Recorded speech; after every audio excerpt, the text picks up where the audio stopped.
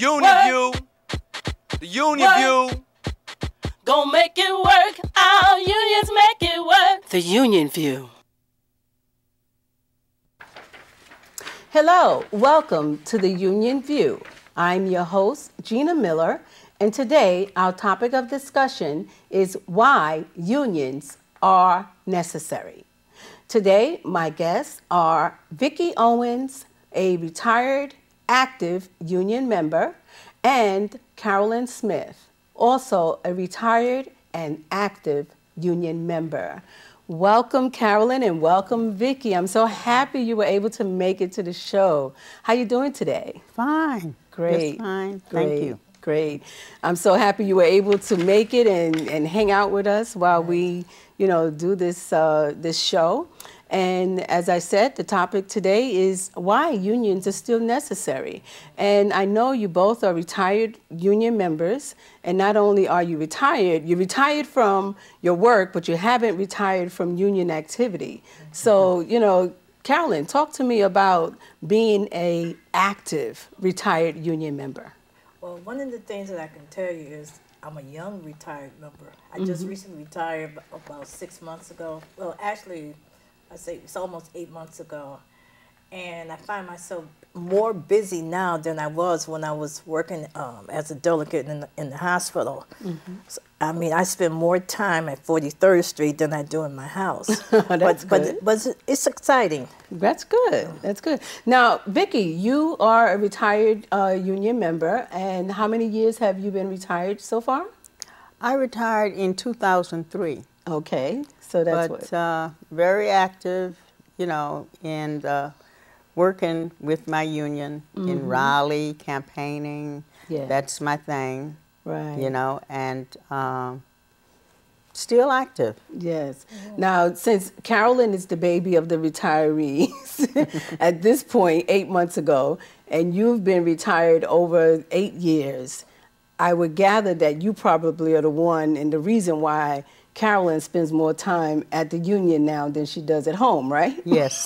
Are you keeping her busy? Yes, I am. That's good. So what are some of the activities you do? Okay, some of the activities that we do, we create activities inside the system of the retirees. We have the social hour, and that is Valentine's Day to Father's Day, you name it, we have it. Okay. And we also have Political Action Committee. That committee, we get together and we discuss things that wanted to know where the retirees go from now. What is the best entrance in having the retirees work and activities in the system. Right. We assist the union, the retirees in rallies. We go to rallies upstate. Anytime they ask the retirees to go to Albany, we're there for them. Because remember, we retired. And we don't have anything else to do. So we're ready to go. That's good. Yes, we're ready to go. Now, can you tell me what it would have been like for you working at the location where you worked for all those years that you worked there if the union was not there? I would be a lost soul. Because management, you wouldn't get a increase in pay. Right. Management would keep you as a rate of what they think that you're supposed to have under the minimum wage. I was able to upgrade myself in my education. I became an EKG technician, and if it wasn't for the union, I wouldn't have been able to do that. Right. So without the union, it's a lost cause. Because you can walk in to any institution and it doesn't mean that you're going to have a job. Your union is your backbone. Your union is your lawyer. Right. It's there for you when you need it. So that's the reason why it's so important to have a union. That, you pay your union dues. Some people says, oh, well, the union dues go up. Look. But it's your lawyer. Your union is the one that stands when no one else stands for you.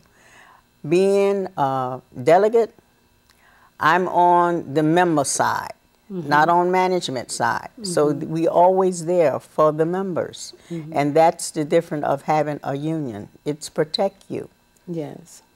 It protects your rights and also, you know, enforces your contract. And as you mentioned, as a delegate, if it weren't for the fact that you had a contract in the union in the shop that you worked at, if somebody gets written up for something, then it is what it is. It is. But if you have a process by which you can, you know, argue the merits, you know, of the actual write-up and or discipline, whatever it is, you have the ability to, in fact, reverse, you know, the penalty, you know, should there be enough evidence to show that it was wrongful, you know, the write-up. Now, you said something, you know, about, yes, you're there to represent the member and you're not on management side. Of course, you're on, or the institution or the boss's side, you're on the member's side. My experience has been, and sometimes, Carolyn, you can jump in whenever you're ready. Yeah. My experience has been that sometimes I have had to, in sensitive cases where, of course, my job is to defend the members' rights. But a delegate from the place I used to work at said something to me one day, and she was a 38-year member and delegate. So I learned from those who were there before me. I was one of those. And Carolyn was one of them. And she said to me once, because I would, you know, be kicking the door in and fighting, right? And she said to me, she said, look, Gina, yes, you have to defend the members' rights, not their wrongs. Right. Exactly. And when she said that, it ding, rang a bell in my head. That's right. And I said, okay. So I had to step back a little bit and change my argument. Only, not that, you know, I'm going to stop fighting, but I have to change the way I'm going to fight. So, you know, they then taught me about the toolbox. And they said, you know, you got to have a whole lot of different tools in your the box. toolbox. That's right. That's right. So sometimes, you know, you're going to use the tool, you pull out the collective bargaining agreement tool. And then sometimes you pull out a different tool. You might pull out a tool, something like departmental procedures tool, you know. Or sometimes you might have to pull out something, you know, from somewhere else, like human rights.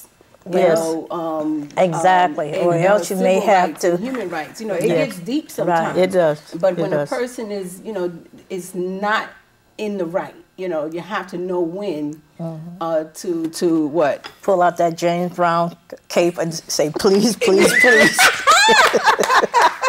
Pretty please. That's right. I like the way you put that. And sometimes you have to negotiate, you know, Yes. maybe, you know, Yes, a yes. lesser penalty, but Right. you know, that goes along Right, with representation. right, yes. But the issue is due representation. You have to make sure that you provide representation. You don't always win. No. You know, but you always fight.